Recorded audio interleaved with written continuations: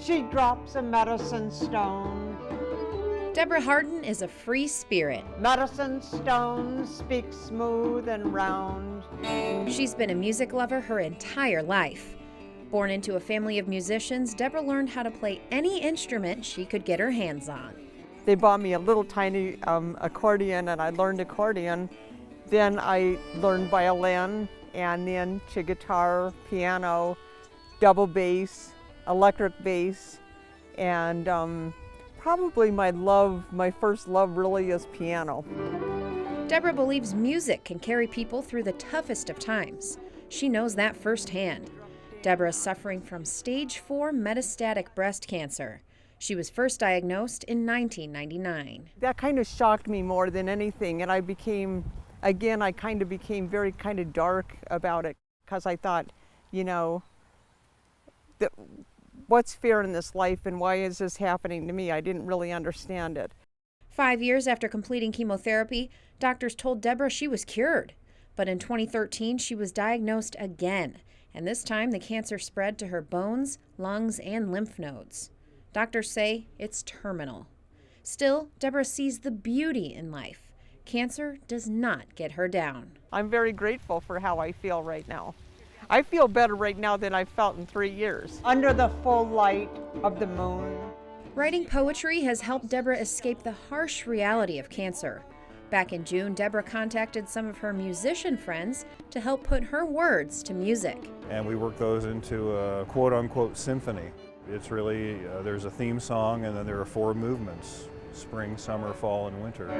How blessed am I that I had a symphony written for me. I mean, I just love that. I love saying that. I had a symphony written for me. How many people can say that? I think it's wonderful. All right. The album is called Love Matters. It's a motto Deborah lives by, and one that's kept her going. This process of putting together the recording, listening to the music, has healed her. I don't think I would have made it this far, survived this long with this stage 4 cancer, were it not for these people in my life. Because originally this was going to be Deborah's swan song, in her words. And we all decided we're going to give this our all. And we came up with something really, really amazing. Deborah's not only finding solace in making her album, she's hoping it will heal the minds of others going through life's most painful challenges. It gives them an opportunity to really stop and reflect on not what happened yesterday and not, oh, poor me, but the blessings that are happening today. That mindset, that spirituality has kept her going. And I think that's part of the healing process of this whole journey that she's been on. For Deborah, it's not about selling thousands of albums. It's about leaving her mark on the world, preserving her art well past her time here on Earth. At the end of the day, all that matters is love. Love matters. Channeling her experiences into inspiring words, giving hope to those living with disease, and spreading the message of love through her art, that's what makes Deborah Harden a person you should know. Sometimes the impossible dream is all that is left. In Hallsville, Ryan Rumbaugh, KRCG 13 News.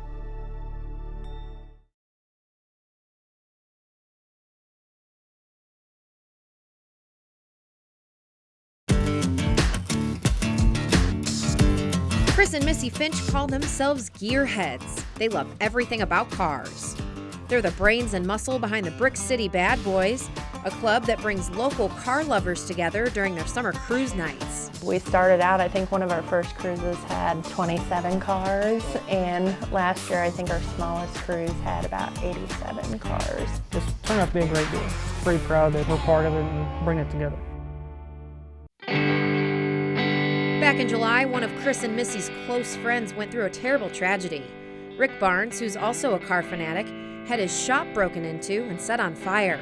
Rick was out of town when he got the news. When I got home, I was devastated. Dreams was gone. I was a mess.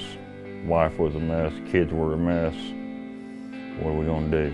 Well, we're gonna pick up and rebuild and do it all over again. Rick's dream car, a 1979 Chevy Camaro Z28, was completely destroyed in the fire. Those responsible were never caught. It was the car that I always wanted. It was a show car. It was the type of car that I was proud of to take up to the cruise nights. I was real proud of it, real proud of it. When they learned about the fire at Rick's shop, Chris and Missy knew they had to help, but they wanted it to be a surprise. After endless online searching, the Finches snuck off to Springdale, Arkansas to pick up another Z28 Camaro for Rick. So on the way back, we kind of got the idea of why stop at just buying the car? Let's get some of these people together in the community. Let's go to some of the local shops, some of the local guys, and see what they can do to help us. Along with the community's help, Chris, Missy, and the Brick City Bad Boys did over a year's worth of work to Rick's car, and it only took 23 days. We got a little something for you. On the last cruise night of the year, Rick got the biggest surprise of his life. Missy presented him with a small box. And I opened it up and there was a set of keys there. And I thought right then, this is either a cruel joke or something special is happening right now. Surrounded by hundreds of friends and fellow car lovers, emotions ran high as Chris drove up in Rick's new Camaro. There were several tears shed that night, I ain't gonna lie. Rick's new Camaro was almost an exact replica of the one he put so much of his blood, sweat, and tears into rebuilding. And it was all because of Chris and Missy's hard work. I could not believe people had went through all the trouble to find that car, to do that paint job. It just blew me away. Unbelievable.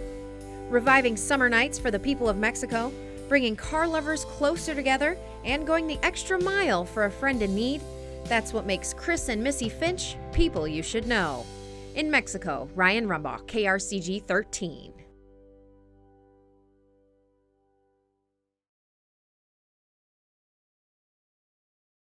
George Owsley is a Vietnam veteran. After coming home from his time in the Navy, he quickly became a very successful businessman. He sold his company, Outsource Group, in 2004, which gave him and his wife, Gayleen, the freedom to help those in need. We've been very fortunate. You know, good Lord has blessed us, and I don't know why.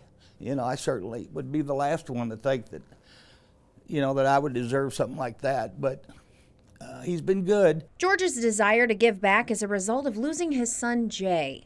At the young age of 19, Jay died in a car accident while stationed overseas in the Navy. There's a story that I tell about him that about how giving he was. When Jay was young, his lunch money went missing, and George will never forget the conversation they had. He looked at me and he said, "Dad, I give the money to the poor kids, and you know, I didn't need it." George's son inspired him to give. The Owsley's first big donation was to Columbia College, George's alma mater. The Owsley Family Veteran Service Center brings together George's love for his fellow servicemen and his appreciation for the school that led him to be successful in life. But he didn't stop there. The Owsleys knew they wanted to give back to teachers in George's hometown of Jefferson City.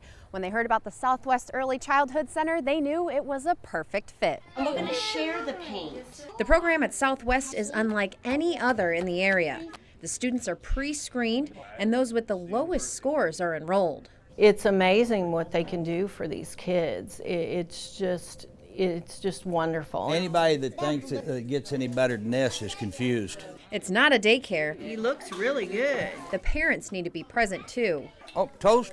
Once George learned about those requirements, he was on board. Thank you. If you can get those kids and get their parents involved in this, then you got something going. When I say the Owsleys are passionate about our Southwest families, I mean our students, their families, our entire staff here. Because they not only give to the students and the families, but they give to our staff as well. Anything that the teachers need or this school needs to help the children grow and develop, the Owsleys are always there to help. That love just oozes out of them. They both have hearts of gold. Rather than just writing a check to the school, the Owsleys wanted to do more for each individual student. That's when Santa Day was born. A lot of them had never seen Santa before or really been able to have a true Christmas or a present. Each year, George and Gayleen buy a Christmas present for every student at Southwest, all 325 of them. The kids get to sit on Santa's lap, decorate cookies with Mrs. Claus, and have a Christmas celebration that they otherwise might not be able to experience. The gleam in their eyes and the love that they pour out to everyone around them as they walk around the gym and throughout the school can be seen and felt by all. That's the true meaning of Christmas for us, is making them happy. And I just know that Jay would be happy to see me, give back and not worry about it. So that's the deal. That's what motivates me to do that. Spreading their wealth to support veterans, giving back to teachers, and providing a wonderful holiday for children in need. That's what makes George and Gayleen Ousley people you should know. In Jefferson City, Ryan Rumbaugh, KRCG 13.